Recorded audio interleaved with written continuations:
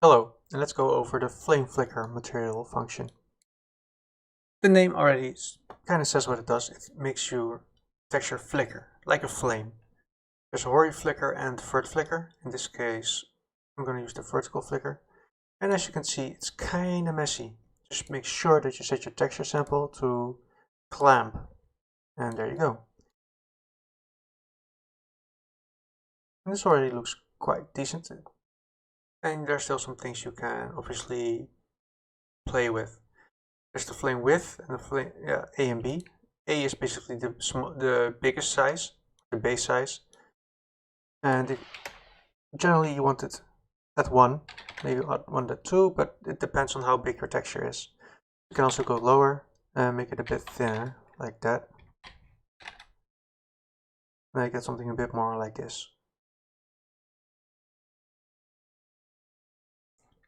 The same with the smaller size. Normally it's 0.5, but if you want it to be a bit thicker or thinner, you can change that value as well. The same could be said for the flame length.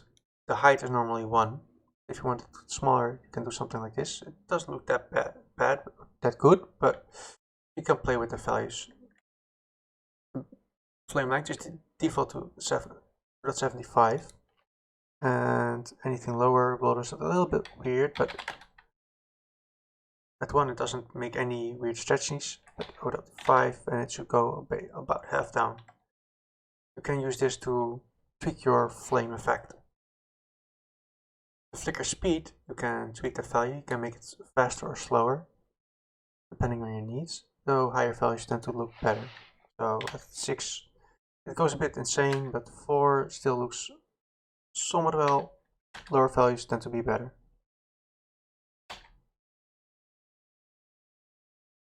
It all depends on what you need. The flame flicker random is basically a random offset. So if you have multiple candles, you can use a world location or a precision offset random, anything, a blueprint, dynamic, variable, anything to change that flicker for each independent candle. And there's also the UV channel. In case you want to change the UV channel to, let's say, the second UV channel, because the flame of the candle is there and the rest of the candle is on the first UV channel. Or again, play around with the UV distortion so you get something like this. And it doesn't look too well at the moment because of this specific normal map, but there are multiple normal maps you can play around with, of course.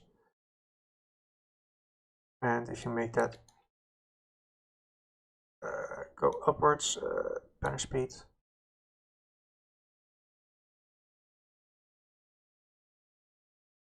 get something a bit more like this, and the distortion might be a bit high.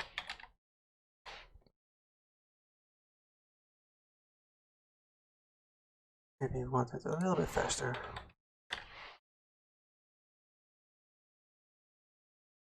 There. And this, yeah, it's just playing around until you get a flame that you're happy with. I'm gonna try another normal map real quick. It looks a bit too aggressive. That one already looks a bit better. Now let's say I want to change the width again.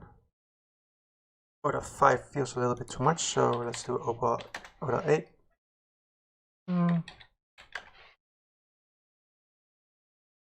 There, I'm gonna add the distortion strength back a little bit.